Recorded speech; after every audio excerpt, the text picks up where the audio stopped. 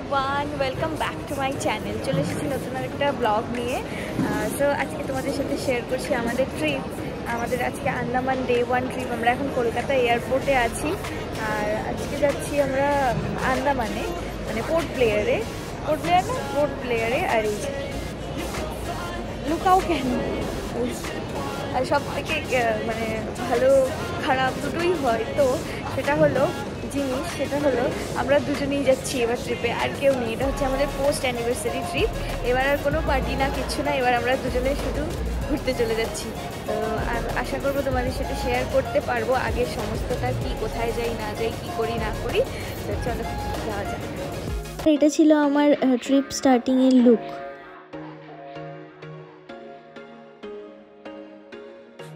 আমাদের গেটটা ছিল 19 নম্বর গেট, তো আমরা সেখানেই যাচ্ছিলাম। আর 19 নম্বর গেটে আমাদের সাথে নবেন্দুদার দেখাও হয়েছিল, বাট সেটা আর ক্লিপে নেওয়া হয়নি।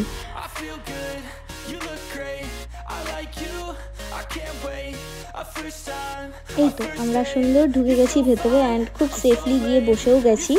প্রথমে উজ্জ্বল আমাকে দেয়নি উইন্ডো সিটে বসতে, কারণ ও আমাকে বলছে তুমি ঘুমাও, তোমার বসতে হবে না, আমি যত ভিডিও আছে সব আমি নিয়ে দিব তোমার জন্য। আমি তো খুশি খুশি মাঝখানে বসে মহাভারত চালিয়ে দেখতে দেখতে পুরো জার্নিটা এনজয় করেছি।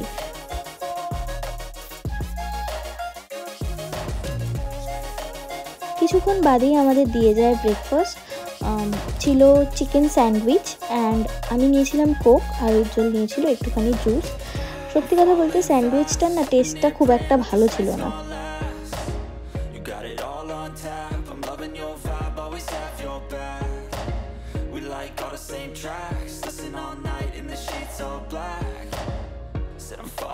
টানা 2 ঘন্টার জার্নির পরে আমরা পৌঁছে যাই পোর্ট ব্লেয়ারে। ওখানে আমাদের প্রি বুক করাই ছিল গাড়ি, তো গাড়ি আমাদের নিতেও চলে আসে, অ্যান্ড আমরা পৌঁছেও যাই ভালো মতো হোটেলে। অনেকক্ষণ আগে পোর্ট ব্লেয়ারে পৌঁছে গেছি, আর আমাদের এইটা হোটেলের নাম আমি যেটা যথারীতি জানি না, এগুলো সব উজ্জ্বলই জানে। আমি কাইন্ড অফ বহু একটা লুক করেছি এখন রেডি হয়ে। এখন আমরা খাবো, এখানে খেয়ে আমরা ঘুরতে বেরিয়ে যাবো। আর ঘুরবো কীভাবে ঘুরবো, পোর্ট ব্লেয়ার থেকে আমাদের স্কুটি বুক করা হয়েছে। আমরা স্কুটি করে করে টুক করে দুজনে মিলে ঘুরবো এখন। আর কোনটা চাবি, এটা ডাকো না।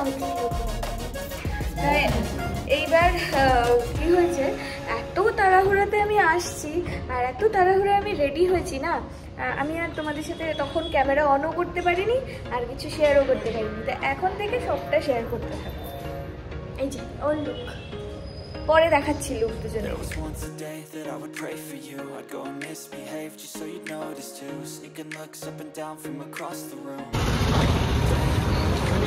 হ্যাঁ, এই যে ওর লুক, আমার লুকটা পরে দেখাবো। পোর্ট ব্লেয়ারে মার্কেট এরিয়াটা দেখে আমার পুরো মনে হচ্ছিল যেন আমি গ্যাংটকে ঘুরছি, একদম সেম গ্যাংটকের মতো।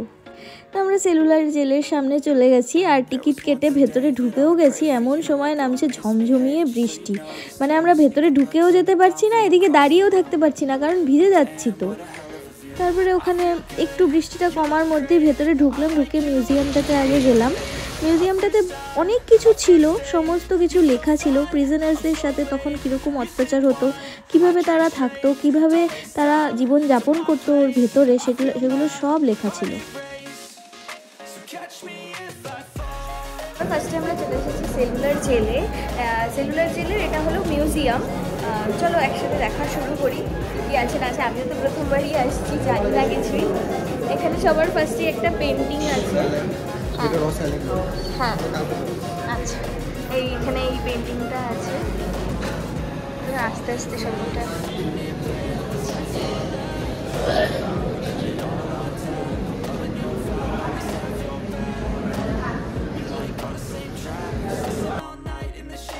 এই মিউজিয়ামটাতে তখনের সময়ে কি বই পড়া হতো, কীরকমভাবে রাখা হতো প্রিজনার্সদেরকে, পলিটিক্যাল প্রিজনার্স যারা ছিল তাদের সাথে কীরকম ব্যবহার করা হতো, সমস্ত কিছু ডিটেলসে বলা ছিল। আর একটা নকশাও তৈরি করা ছিল পুরো জেলটার।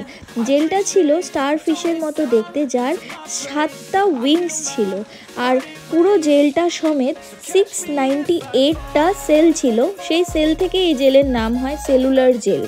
আর এখানে প্রচুর ব্রিটিশ শাসক ছিলেন যারা ভীষণ বাজেভাবে অত্যাচার করেছিল আমাদের স্বাধীনতা সংগ্রামীদের সাথে।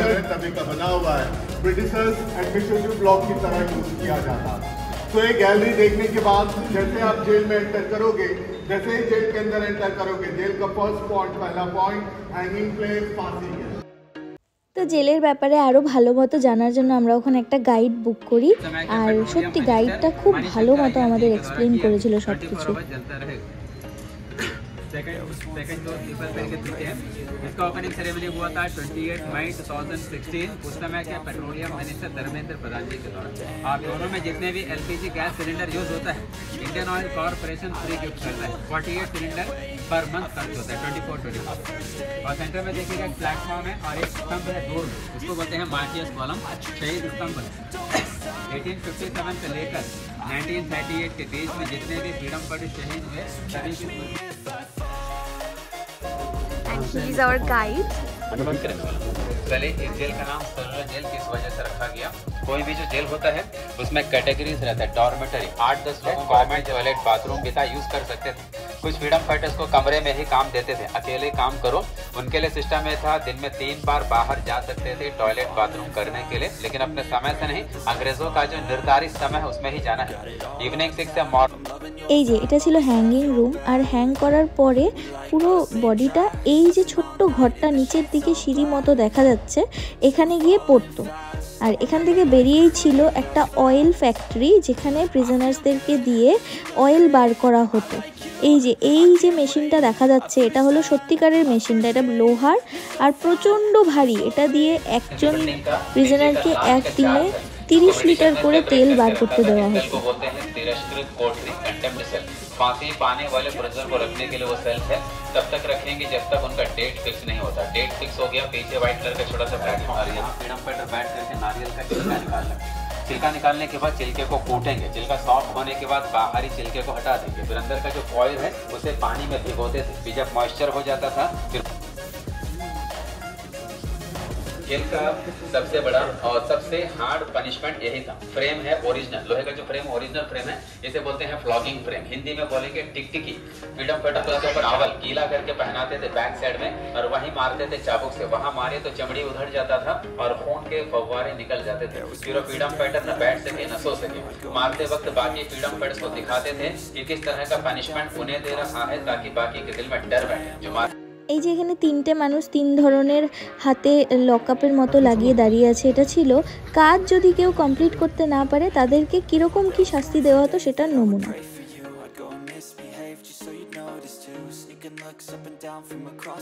और कंप्लीट किया था 1906। 13 इयर्स लगे थे जेल बनाने में। ब्रिटिशर्स का जो एस्टिमेट था 5,70,000। যেমনটা তোমরা শুনতে পেলে যে এই পুরো জেলটা বানানোর এস্টিমেট ছিল 5,17,300-এর, সেটা গিয়ে দাঁড়িয়েছিল 7 লাখসে। 7 লাখসে এই পুরো জেলটা কমপ্লিট হয়ে গেছিলো তখনের সময়। আর এটা ছিল প্রিজনার্সদের ছোট্ট ছোট্ট ঘর, যেটা প্রচণ্ডই ছোট আর দরজাটা খুবই ছোট।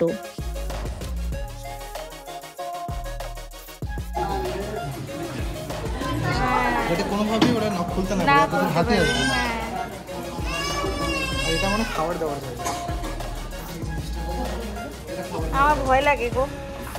এই জায়গাটা ছিল ফ্রিডম ফাইটার বীর সাভারকরজির সেল, যেখানে উনি কি পরতেন, একটা বস্তা মতো জামা, একটা বাটি, একটা থালা আর ওনার দুটো ফটো এই সেলটার মধ্যে রাখা ছিল। আর তুলনামূলক একটু লাইটটা বেশি ছিল, কারণ সব টুরিস্টরা এই রুমটাতেই বেশি ঢুকছিল আর কি। আর এখান থেকে বেরিয়েই আমরা সিধা চলে যাই গার্ডের রুমটায়। সেলুলার জেলের এই ফ্লোরের এটা হচ্ছে গার্ডের রুম, যেটা একটু বড় দরজাটা, এই যে একটু বড়, আর এরকম অনেকটা জায়গাও আছে। বেসিক্যালি প্রিজনার্সদের রুম, যেটা খুবই ছোট দরজা আর খুবই ছোট। এই সিঁড়িটা ছিল ওয়াচ টাওয়ারে যাওয়ার ফার্স্ট সিঁড়ি, যেটা খুব ভয় ভয় লাগছিল আমার উঠতে। এটা হলো এন্ট্রান্সটা, মানে ওয়াচ টাওয়ারে ওঠার জায়গাটা, একটা কাঠের সিঁড়ি, খুবই ভয় লাগছিল আমার। আর এই যে এটা একটা উইংস, এটা একটা উইংস, এদিকে একটা উইংস। হ্যাঁ, টোটাল 7টা উইংস আছে এখানে, মানে জেলটার। কারেন্টলি মানে 4টা বা 5টাই আছে, বাকি ভেঙে হয়েছে হসপিটাল বানানো হচ্ছে। ও হ্যাঁ হ্যাঁ, এখন 7টা উইংস নেই এখানে, ভেঙে গেছে অনেকটা বললো। তো সেই জায়গাটাতে কি করা হয়েছে, এখানে একটা গভর্নমেন্ট হাসপাতাল বানানো হয়েছে, যেটা ফ্রি অফ কস্টে সবার ট্রিটমেন্ট করা হয়। ওই যে দূরে দেখা যাচ্ছে এইটা হচ্ছে আন্দামানের লাইট হাউসটা, সাদা আর লাল যে দেখা যাচ্ছে সেটা, আর এই যে সমুদ্র। এটা হলো হাসপাতালটা, যেটা এখন আন্দামানের সবচেয়ে বড় হাসপাতাল।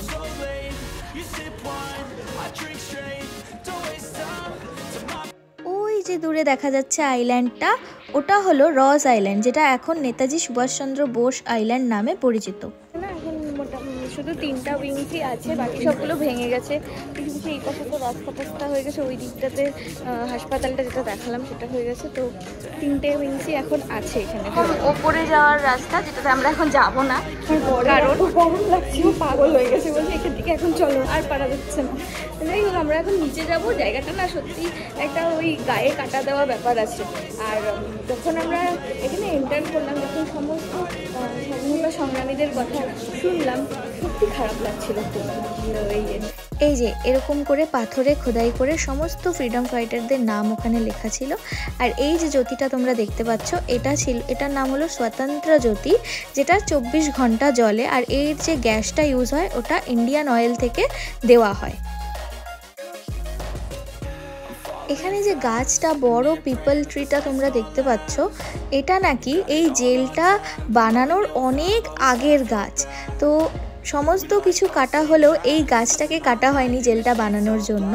অ্যান্ড মাঝখানে নাকি ঝড়ে এই গাছটা পড়েও গেছিলো, পরে ওটাকে উঠিয়ে আবার ওর ডাল থেকেই নতুন করে গাছ হয়েছে এখানে। তো এটাই সব থেকে পুরনো জিনিস, যেটা এই জেলটার প্রথম থেকে শেষ অবধি এই গাছটাই সাক্ষী হয়ে আছে। আমরা না এখন এখান থেকে বেরিয়ে যাচ্ছি, আমাদের হয়ে গেল মোটামুটি ঘোরা। আর এখন আমরা যাব করভিন কোভ বলে একটা বিচে, ওটাই সবচেয়ে কাছের এখানে। আর এখানে না বিচগুলো খুব তাড়াতাড়ি বন্ধ করে দেয়, তো আমাদের খুব তাড়াতাড়ি যেতে হবে। গিয়ে ওই বিচে এখন আমরা বসবো, একটু রেস্ট করবো। প্রচণ্ড গরম, হিউমিডিটি দেখো কেমন ঘামছি আমরা। না আমি তো প্রচণ্ড ঘামছি, উজ্জ্বলও প্রচণ্ড ঘামছে, প্রচণ্ড গরম লাগছে। তো এখন আমরা তাড়াতাড়ি বিচে গিয়ে একটু খাওয়া দাওয়া করবো, আগে খিদেও পেয়ে গেছে এত হেঁটে হেঁটে। এত সুন্দর রাস্তার সাইড দিয়ে সমুদ্র, মনটা যেন খুশিতে ভরে যাচ্ছিল ওখানে। আর স্কুটিতে করে ঘুরছিলাম, মনে হচ্ছিল যেন আলাদাই।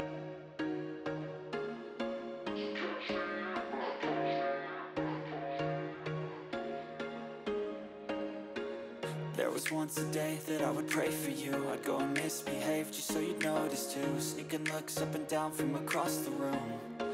Damn, what a hell of a view.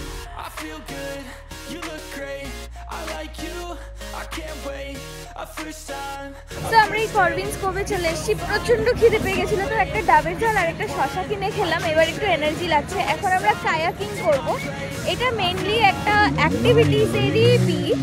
তো আজকে আমরা কোনো অ্যাক্টিভিটিস করছি না, আমরা নেক্সট ডেতে করবো অ্যাক্টিভিটিস। আজকে আমরা যাচ্ছি শুধু কায়াকিং, মানে এমনি একটা বোটে এই জলের মধ্যে এখন সান ডাউন হওয়া অবধি ঘুরবো খালি। তো এখন আমরা ওখানে যাচ্ছি, ভিডিও করবো।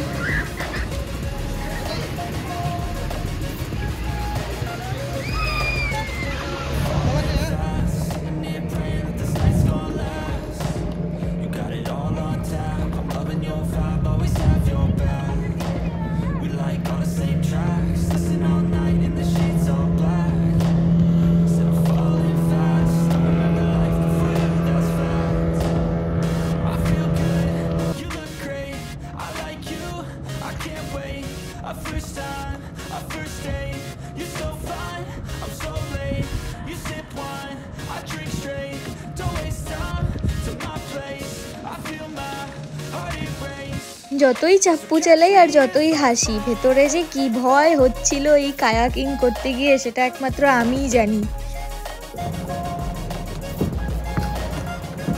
ভাই हेलो बोल दो, मेरा ब्लॉग है। हाय। তারপর আমরা হোটেলে গিয়ে ফ্রেশ হয়ে আবার বেরোই। এই জায়গাটা হলো নেতাজি সুভাষচন্দ্র বোস যেই জায়গাটায় পতাকা উত্তোলন করেছিলেন সেই জায়গাটা। আর এখানে মন্দিরও ছিল একটা, তো মন্দির দর্শন করে আমরা আসার সময় ছোলে বাটুরে খেয়ে হোটেলে ফিরি। তো আমার আজকের এই ব্লগটা এইটুকুই। যদি তোমাদের আমার ব্লগ থেকে কিছু ভালো লেগে থাকে please do like, comment, share and subscribe. দেখা হবে নতুন আরেকটা আন্দামানের ব্লগে। তো চলো, ততক্ষণের জন্য বাই।